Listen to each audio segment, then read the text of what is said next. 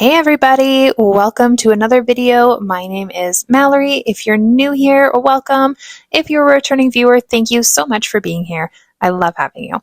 So today we are going to be using the pan pastels that I had ordered a bit ago, put them in my recent art haul, and I also have the pastel matte paper, which I am going to seriously struggle opening as usual because I think it's the pressure of the videos. I don't know what it is, but I can never open these darn packages. So anyways, all that aside, this pastel matte has some pretty cool paper in it. I don't know. I thought it was actually going to be a lot rougher than it is, and it's not. So that's nice. And it comes with obviously the 4 different colors, and then it comes with like this divider. So I don't know if people just keep it inside these things or what you're supposed to use that wax paper for. I'm such a newbie. I don't know. Anyways, struggled so much. Fast forward that and let's fast forward the sketching session because you don't need to see that either. Boop. Okay, so I actually found this as a reference on Pinterest, and it's just like this really cute otter, and it's got a really pretty blue and yellow background. And so when I started doing my background, I'm like, okay, I have like the most neutral colors from the pastels that I have, obviously. And so I'm like, okay, I'll try and use like some yellows in there. Anyways, the background just doesn't look, it's not great. It's not great. But I mainly wanted to focus on the otter anyways because I knew I had limited colors this time. If you watched my previous video, I checked my colors this time, okay? I didn't just dive in without the main source of a color that I needed. If you don't know what video I'm talking about, I will link it up in this video as well. So go check that one out because it's hilarious. It's just hilarious watching me stumble and be frustrated with my choices. So anyways, enough rambling about that. So back to the actual pan pastels. So what are they called? The sponges? I don't know. The sponges. Sure, I'll say that. So the sponges, they are very, I don't know. I thought they were going to be a lot sturdier than they are, considering the paper isn't as rough as I thought. So when I'm doing this, I'm actually shredding this sponge. So I don't know if I was pushing too hard. I'm not sure. But yeah, the sponge just got shredded up and wasn't too thrilled about that considering I only have 2 of these little guys. So I'm not sure how many pieces I can actually do with this. Oh, and I also did find out that the white one that I have is actually a blender. In my testing of these out, I thought it was a white. So with all that being said, I am aware that the names of everything is actually on the bottom of these pan pastels. But again, pregnancy brain, that's what I'm going to say. I didn't even think to look at the bottom until I'm actually recording this video, realizing that they do have them on the bottom. Regardless, this is the first time I'm using pan pastels, so let's all cut me some slack, all right? I don't need anyone making no comments. Not that I have people making rude comments, but not yet anyways. Not that I have people making comments about it, but I'm going to save you the hassle of commenting about reading the bottoms. I must say though, considering I have no experience with pan pastels, I think I did pretty decent. Like I started getting into a vibe of how these worked and what I could do with this little sponge and the blending and all of that. I do, of course, wish I had different colors at this point because it was pretty limiting, which I did know, which is why I chose the image that I did because I had very similar colors to that. That being said though, I really wish I saw someone else on YouTube. They had like this really pretty pastel pack and I was like, oh man, like I need those bad boys.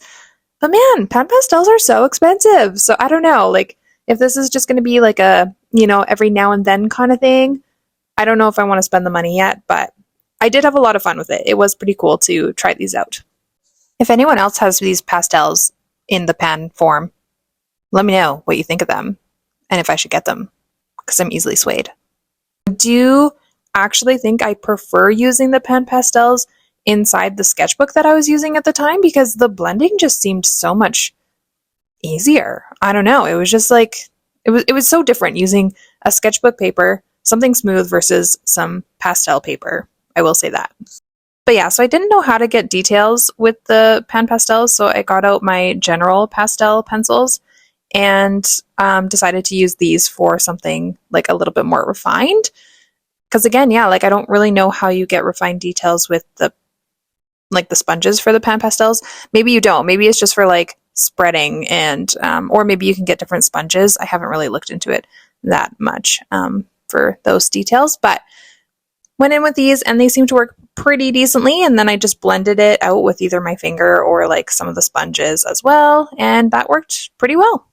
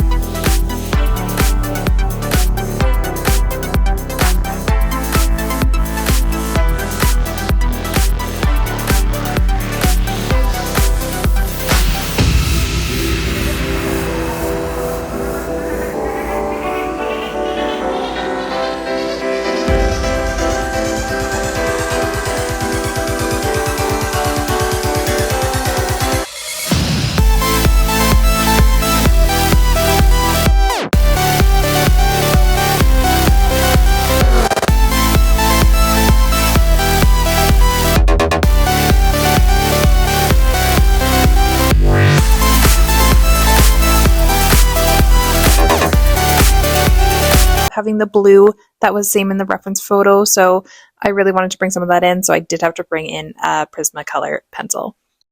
But this is the final result, and he is a little lopsided, and I'm okay with that. I think he looks pretty cute. Not bad for my first pan pastel attempt. Let me know what you guys think of it, and leave a comment below. And I am so glad you're here if you stayed to the very end. I hope you had a good time watching. I hope you learned something new, maybe. Probably not, because I ain't teaching nothing. So anyways, thanks for being here. Look forward to seeing you guys in the next video. And yeah, that's it. Bye!